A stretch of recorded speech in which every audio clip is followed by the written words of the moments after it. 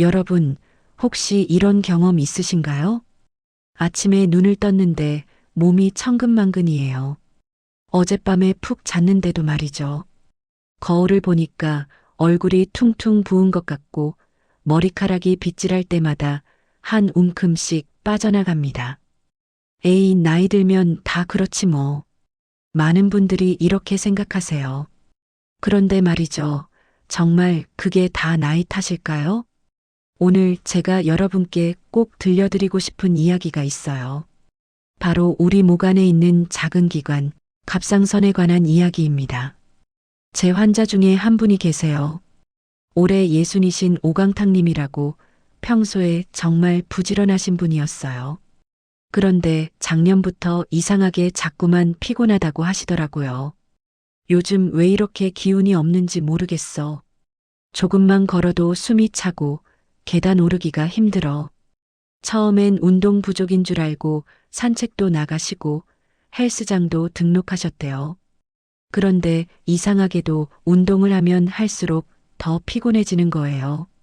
게다가 식사량은 오히려 줄었는데 몸무게는 자꾸 늘어나고요. 병원에 가셨더니 의사 선생님이 딱 한마디 하시더랍니다. 갑상선 검사 한번 해보시죠. 여러분, 혹시 이런 증상들 겪고 계시진 않으세요? 밤에 충분히 잤는데도 아침에 일어나기가 너무 힘들다. 손발이 항상 차갑고 여름에도 추위를 느낀다. 머리카락이 많이 빠지고 피부가 푸석푸석해졌다. 변비가 심해지고 이유 없이 우울하다. 식사량은 그대로인데 체중이 계속 는다. 이 중에서 세 가지 이상 해당되신다면 오늘 이 영상 끝까지 꼭 보세요. 여러분이 느끼는 그 피로감이 단순히 나이 탓이 아닐 수 있거든요. 갑상선은 우리 목 한가운데 목젖 바로 아래쪽에 있는 나비 모양의 작은 기관이에요. 크기는 엄지손가락 2개 정도밖에 안 되지만 하는 일은 정말 대단합니다. 쉽게 말씀드리면 갑상선은 우리 몸의 난방 보일러라고 생각하시면 돼요. 집에 보일러가 고장나면 온 집안이 추워지잖아요. 마찬가지로 갑상선이 제대로 작동하지 않으면 우리 몸 전체가 저속 모드로 바뀌는 겁니다. 갑상선에서는 갑상선 호르몬이라는 걸 만들어내는데요. 이 호르몬이 우리 몸의 체온을 조절하고 심장 박동을 관리하고 음식을 에너지로 바꾸는 모든 과정에 관여합니다. 아까 말씀드린 오강탁님 이야기로 돌아가 볼게요. 검사 결과를 받아보니 갑상선 기능 저하증이었대요. 의사 선생님 말씀이 이 병은 특히 50대 이상 여성분들한테 정말 흔하다고 하시더래요. 왜 그럴까요? 나이가 들면서 우리 몸의 면역 체계가 조금씩 변하거든요. 그러다 보면 우리 몸이 실수로 자기 갑상선을 공격하는 경우가 생겨요. 마치 아군을 적군으로 착각해서 공격하는 것처럼요. 오강탁님은 약을 드시기 시작한 지 한 달 만에 눈에 띄게 좋아지셨대요. 아침에 일어나는 게 한결 수월해지고 손발도 따뜻해지고 무엇보다 우울했던 기분이 많이 나아졌다고 하세요. 진작 검사할 걸 그랬어. 나이 탓이라고만 생각하고 몇 년을 고생했네. 그렇다면 우리 몸 안에서 갑상선은 정확히 어떤 일을 하는 걸까요? 그리고 이 작은 기관이 우리 일상에 얼마나 큰 영향을 미치는 걸까요? 지금부터 차근차근 쉽게 풀어서 설명해 드릴게요. 여러분의 몸이 보내는 신호를 제대로 알아듣는 시간이 될 거예요. 자, 그럼 이제 본격적으로 갑상선에 대해 알아볼 시간이에요. 여러분, 집에서 난방을 켜고 끄는 온도 조절기 있으시죠? 추우면 온도를 올리고 더우면 내리잖아요. 우리 몸에도 똑같은 조절기가 있어요. 바로 갑상선입니다. 갑상선은 목 앞쪽, 그러니까 목젖 아래에서 좌우로 날개를 펼친 나비처럼 생겼어요. 손으로 목을 만져보시면 목젖 아래로 딱딱한 게 만져지는데 그게 바로 갑상선이 붙어 있는 곳이에요. 크기는 정말 작아요. 무게로 따지면 20g 정도, 포도알 몇 개 정도 되는 무게밖에 안 돼요. 그런데 이 작은 기관이 우리 몸 전체를 조종한다니까요. 갑상선은 갑상선 호르몬이라는 걸 만들어내요. 이 호르몬을 에너지 명령서라고 생각하시면 됩니다. 이 명령서가 우리 몸의 세포 하나하나에 전달돼요. 자, 이제 일할 시간이야. 음식을 에너지로 바꾸고 열을 만들고 심장을 뛰게 하자. 쉽게 비유하자면 갑상선 호르몬은 공장의 생산 속도를 조절하는 관리자 같아요. 호르몬이 충분하면 공장이 정상 속도로 돌아가고 부족하면 공장 전체가 느려지는 거예요. 첫째, 체온이에요. 갑상선 호르몬이 부족하면 몸에서 열이 잘 안 나요. 그래서 겨울도 아닌데 손발이 차갑고 두꺼운 옷을 껴입어도 춥다고 느끼는 거예요. 둘째, 심장 박동이에요. 갑상선 호르몬이 부족하면 심장이 천천히 뛰어요. 그래서 쉽게 피곤하고 조금만 움직여도 숨이 차는 거예요. 계단 몇 칸만 올라가도 헉헉하게 되는 이유가 바로 이거랍니다. 셋째, 신진대사예요. 우리가 먹은 음식을 에너지로 바꾸는 속도를 조절하거든요. 갑상선 기능이 떨어지면 이 과정이 느려져요. 그래서 똑같이 먹어도 살이 찌는 거예요. 식사량은 줄었는데 체중계 숫자는 올라가니까 억울하죠? 넷째, 소화 기능이에요. 갑상선 호르몬이 부족하면 장 운동이 느려져요. 그러면 변비가 생기고 배가 더부룩하고 소화가 잘 안 되는 거예요. 다섯째, 정신 건강이에요. 많은 분들이 모르시는 부분인데요. 갑상선 호르몬은 우리 뇌에도 영향을 미쳐요. 부족하면 우울해지고 기억력이 떨어지고 집중하기가 어려워져요. 제가 아는 박 선생님은 작년까지만 해도 정말 활발하신 분이었어요. 등산도 다니시고 친구분들하고 여행도 자주 가시고 그런데 올해 들어서 갑자기 달라지셨대요. 요즘 영 기운이 없어. 집에만 있고 싶고 사람 만나는 것도 귀찮고 처음엔 우울증인 줄 알고 정신건강의학과도 가보셨대요. 그런데 거기서 먼저 내과 검사를 받아보라고 하시더래요. 검사를 해봤더니 갑상선 수치가 정상의 절반밖에 안 나왔어. 약을 먹기 시작하고 2달쯤 지나니까 박 선생님이 다시 예전처럼 활발해지셨대요. 내가 게을러진 게 아니라 몸이 아팠던 거였어. 나 자신을 너무 자책했는데 이제야 이해가 돼. 그럼 이 중요한 갑상선이 왜 말썽을 부리는 걸까요? 가장 흔한 원인은 자가 면역 질환이에요. 우리 몸을 지키는 면역세포가 실수로 갑상선을 공격하는 거예요. 이걸 하시모토 갑상선염이라고 부르는데 특히 50대 이후 여성분들한테 많이 생겨요. 왜 여성에게 더 많을까요? 아직 정확한 이유는 모르지만 여성 호르몬의 변화와 관련이 있다고 해요. 폐경기를 겪으면서 호르몬 균형이 깨지면 면역 체계도 혼란을 겪는 거죠. 갑상선 기능 저하증을 조용한 도둑이라고 불러요. 왜냐하면 증상이 너무 천천히 조금씩 나타나거든요. 어느 날 갑자기 내가 아프구나 하고 느끼는 게 아니라 몇 달, 몇 년에 걸쳐서 서서히 기운이 빠지는 거예요. 그래서 본인도 모르게 나이가 들어서 그런가 보다 하고 넘어가는 경우가 많아요. 하지만 여러분 나이 탓으로 돌리기엔 우리 인생이 너무 소중하잖아요. 그렇다면 갑상선 기능 저하증은 어떤 증상으로 나타날까요? 그리고 단순한 피로나 노화와는 어떻게 구별할 수 있을까요? 지금부터 우리 몸이 보내는 구체적인 신호들을 하나씩 짚어보겠습니다. 여러분도 체크리스트 삼아서 확인해 보세요.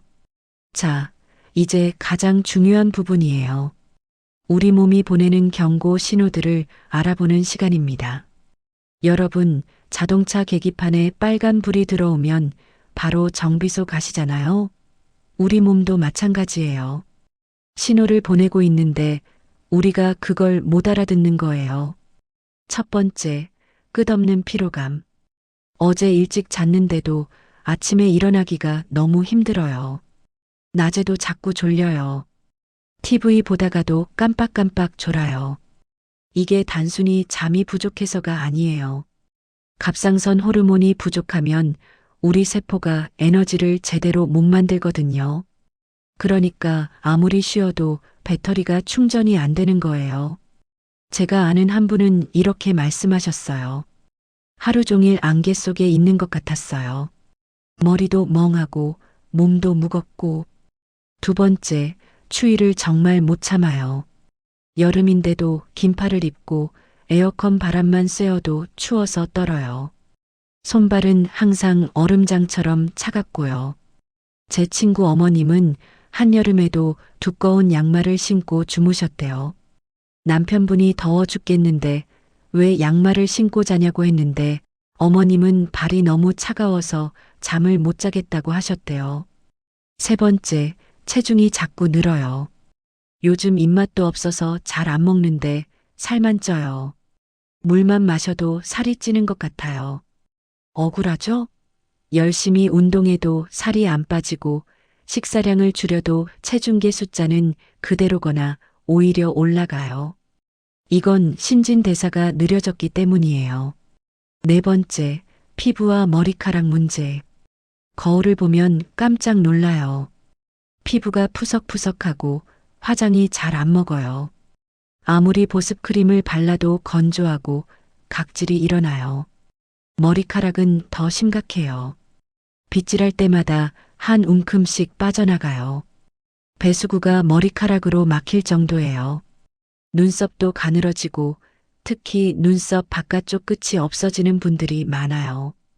다섯 번째, 변비가 심해져요. 화장실 가는 게 너무 힘들어요. 며칠씩 변을 못 보고 보더라도 시원하지가 않아요. 배가 항상 더부룩하고 불편해요. 갑상선 호르몬이 부족하면 장 운동이 느려지거든요. 음식이 장을 지나가는 속도가 느려지니까 변비가 생기는 거예요. 여섯 번째, 마음이 우울해져요. 이게 정말 많은 분들이 놓치는 부분이에요. 요즘 왜 이렇게 의욕이 없을까? 아무것도 하기 싫고 사람 만나는 것도 귀찮아. 이유 없이 눈물이 나요. 처음엔 우울증인 줄 알고 정신건강의학과에 가시는 분들이 많아요. 그런데 알고 보면 갑상선 문제인 경우가 많아요. 일곱 번째, 기억력과 집중력이 떨어져요. 아까 뭐 하려고 했더라? 방금 들은 이야기가 생각이 안 나. 책을 읽어도 내용이 머리에 안 들어와. 치매 초기 증상인가 싶어서 걱정하시는 분들이 많아요. 하지만 갑상선 기능 저하증 때문에 생기는 증상일 수 있어요. 자, 여러분. 지금까지 말씀드린 증상들 중에서 몇 가지나 해당되시나요? 만성적인 피로감과 무기력, 추위를 유난히 많이 탐, 원인 모를 체중 증가, 피부 건조와 탈모, 심한 변비, 우울감과 의욕 저하, 기억력과 집중력 감소. 이 중에서 3, 4가지 이상 해당되신다면 꼭 병원에 가서 검사를 받아보세요. 여러분, 눈치채셨나요? 이 증상들이 다른 질환과 정말 비슷하죠? 갱년기 증상과도 비슷하고 우울증과도 비슷해요. 그래서 많은 분들이 몇 년씩 다른 병으로 알고 치료를 받다가 나중에야 갑상선 문제였다는 걸 알게 돼요. 특히 50대 이후 여성분들은 갱년기니까 그렇겠지 하고 넘기는 경우가 정말 많아요. 하지만 갱년기는 시간이 지나면 점차 좋아지지만 갑상선 기능 저하증은 치료하지 않으면 점점 더 악화돼요. 제가 아는 최 선생님은 5년 동안 이 증상들을 겪으셨대요. 병원 여러 곳을 다니면서 우울증 약도 먹어보고 갱년기 치료도 받아보셨대요. 그런데 어느 날 건강검진에서 우연히 갑상선 수치가 낮게 나온 거예요. 그제야 내분비내과에 가서 정밀 검사를 받았더니 갑상선 기능 저하증이 꽤 진행된 상태였대요. 5년을 헛고생했구나 싶더라고요. 진작 갑상선 검사를 했으면 좋았을 텐데. 그렇다면 이런 증상이 있을 때 어떻게 정확히 진단할 수 있을까요? 병원에 가면 어떤 검사를 하게 될까요? 지금부터 원인과 진단 방법에 대해 자세히 알아보겠습니다. 검사 과정이 어렵지 않으니까 걱정 마세요. 자, 이제 많은 분들이 궁금해하시는 부분이에요. 도대체 왜 내 갑상선이 말썽을 부리는 거지? 병원에 가면 어떤 검사를 받게 되는 거지? 오늘 이 궁금증을 시원하게 풀어드릴게요. 갑상선 기능 저하증의 가장 큰 원인은 하시모토 갑상선염이라는 자가 면역 질환이에요. 어려운 말 같죠? 쉽게 설명해 드릴게요. 우리 몸에는 외부의 나쁜 것들로부터 우리를 지키는 면역 군대가 있어요. 바이러스나 세균이 들어오면 이 군대가 나서서 물리치죠. 그런데 가끔 이 군대가 실수를 해요. 적군과 아군을 구별하지 못하고 우리 몸의 갑상선을 적으로 착각해서 공격하는 거예요. 마치 경비병이 주인을 도둑으로 착각해서 붙잡는 것과 같아요. 이렇게 면역세포가 갑상선을 계속 공격하면 갑상선 세포들이 서서히 망가져요. 그러면 호르몬을 만들어낼 능력이 점점 떨어지는 거죠. 왜 이런 일이 생길까요? 유전적인 요인이 크다고 해요. 가족 중에 갑상선 질환이 있는 분이 있으면 위험이 높아져요.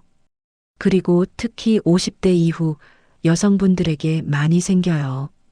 두 번째 원인은 갑상선 수술이나 방사선 치료를 받은 경우예요. 예를 들어 갑상선에 혹이 생겨서 수술로 일부를 제거했다면 남은 갑상선이 호르몬을 충분히 만들지 못할 수 있어요. 또 갑상선항진증 치료를 위해 방사성 요오드 치료를 받으면 갑상선 세포가 파괴되면서 나중에 기능 저하증이 올 수 있어요. 세 번째는 약이나 요오드 때문이에요. 심장병 약이나 정신과 약 중 일부를 오래 드시면 갑상선 기능에 영향을 줄 수 있어요. 만약 이런 약을 드시고 계신다면 정기적으로 갑상선 검사를 받는 게 좋아요. 요오드는 갑상선 호르몬을 만드는데 꼭 필요한 재료예요. 그런데 요오드가 너무 부족해도 문제고 너무 많아도 문제예요. 우리나라는 해조류를 많이 먹어서 요오드가 부족한 경우는 드물어요. 오히려 미역이나 다시마를 너무 많이 먹어서 문제가 되는 경우가 있어요. 특히 건강을 위해서 매일 미역국을 드시거나 다시마를 물에 우려서 마시는 분들 조심하셔야 해요. 자, 이제 가장 중요한 부분이에요. 어떻게 진단하느냐? 병원에 가면 의사 선생님이 먼저 증상에 대해 물어보세요. 언제부터 피곤하셨어요? 체중이 얼마나 늘었어요? 가족 중에 갑상선 질환이 있으신 분 계세요? 그 다음에는 목을 만져봐요. 갑상선이 커져 있는지, 혹이 만져지는지 확인하는 거예요. 그리고 가장 중요한 검사, 바로 혈액 검사예요. 혈액 검사에서 확인하는 주요 수치가 두 가지예요. 첫째, TSH 갑상선 자극 호르몬. 이건 뇌하수체에서 나오는 호르몬이에요. 갑상선에게 호르몬을 만들어 라고 명령하는 거죠. 만약 갑상선 기능이 떨어지면 뇌는 더 큰 소리로 명령을 내려요. 호르몬 만들라니까 하면서요. 그래서 TSH 수치가 높게 나와요. 둘째, T사 갑상선 호르몬. 이건 갑상선이 실제로 만들어내는 호르몬이에요. 갑상선 기능이 떨어지면 당연히 이 수치가 낮게 나오겠죠? 정리하면 이래요. 마이너스 TSH가 높고 T사가 낮다 갑상선 기능 저하증. 간단하죠? 아침에 병원에 가세요. 꼭 공복일 필요는 없지만 아침 식사 전에 가는 게 좋아요. 팔에서 피를 조금 뽑아요. 주사 한 번 맞는 것처럼 잠깐이에요. 그러면 보통 당일이나 다음날 결과가 나와요. 빠르면 몇 시간 만에도 나와요. 결과가 나오면 의사 선생님이 설명해 주세요. TSH가 정상보다 높게 나왔네요. T사는 조금 낮고요. 이러면 갑상선 기능 저하증이 확실한 거예요. 가끔은 갑상선 항체 검사를 해서 자가 면역 질환인지 확인하기도 하고 갑상선 초음파를 해서 갑상선에 혹이 있는지 확인하기도 해요. 하지만 대부분은 혈액 검사만으로 충분해요. 많은 분들이 진단을 받으면 두 가지 감정을 느끼신대요. 하나는 불안감이에요. 평생 약을 먹어야 하는 거야? 다른 하나는 안도감이에요. 아, 내가 게으른 게 아니었구나. 드디어 이유를 찾았구나. 제 친구 어머님은 이렇게 말씀하셨대요. 몇 년 동안 나 자신을 자책했어요. 의지가 약해서, 나태해서 이런 줄 알았죠. 그런데 검사 결과를 보고 나니까 눈물이 나더라고요. 내 잘못이 아니었구나 싶어서. 갑상선 기능 저하증은 조기에 발견할수록 좋아요. 증상이 심하지 않을 때 치료를 시작하면 회복도 빠르고 합병증도 막을 수 있거든요. 그래서 50대 이후, 특히 여성분들은 12년에 한 번씩 갑상선 검사를 받아보시는 걸 추천드려요. 건강검진할 때 갑상선 검사를 추가하시면 돼요. 자, 이제 진단까지 받았어요. 그럼 어떻게 치료하느냐? 다행히도 갑상선 기능 저하증은 치료가 아주 잘 되는 병이에요. 제대로만 관리하면 전혀 불편 없이 일상생활을 할 수 있어요. 지금부터 치료 방법과 생활관리법에 대해 자세히 알아보겠습니다. 자, 이제 가장 희망적인 이야기를 할 시간이에요. 갑상선 기능 저하증 진단을 받으면 많은 분들이 걱정하세요. 평생 약을 먹어야 한다는데 괜찮을까? 걱정하지 마세요. 이 병은 생각보다 훨씬 관리하기 쉬운 병이에요. 치료의 기본 마이너스 호르몬 보충, 갑상선 기능 저하증 치료는 정말 간단해요.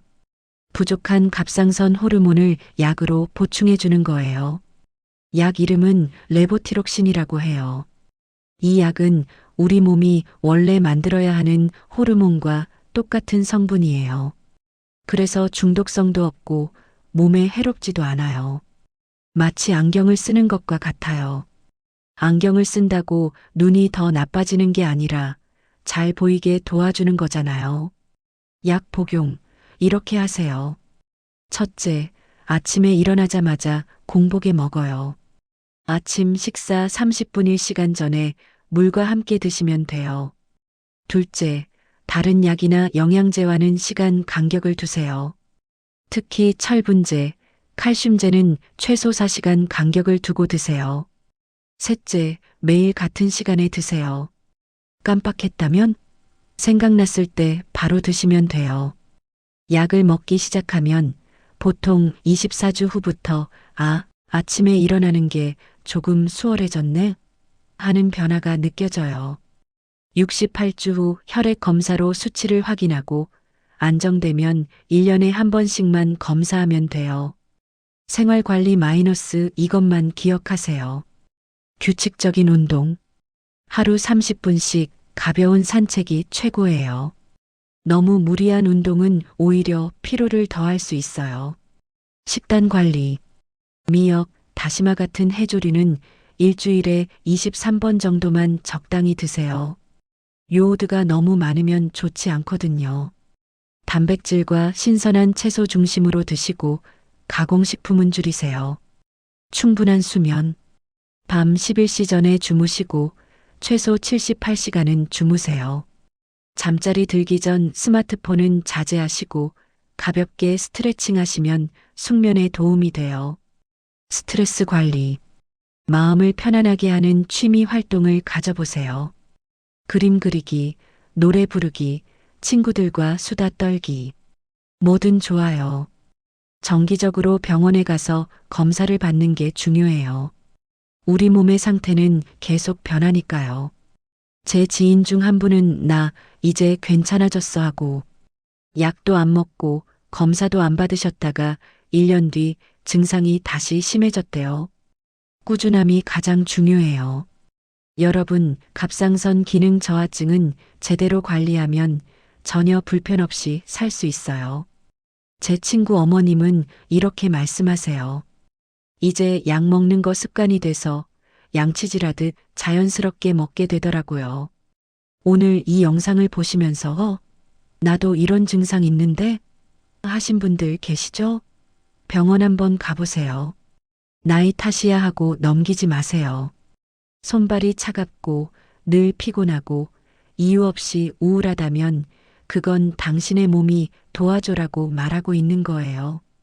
갑상선은 작지만 우리 몸 전체를 움직이는 중요한 기관이에요. 이 작은 기관을 잘 돌보는 것이 바로 건강한 노년을 위한 첫걸음이에요. 건강하세요. 그리고 기억하세요. 당신의 몸은 당신이 생각하는 것보다 훨씬 소중하고 강하답니다. 오늘 영상이 도움이 되셨다면 구독과 좋아요 부탁드려요. 다음 영상에서 또 만나요.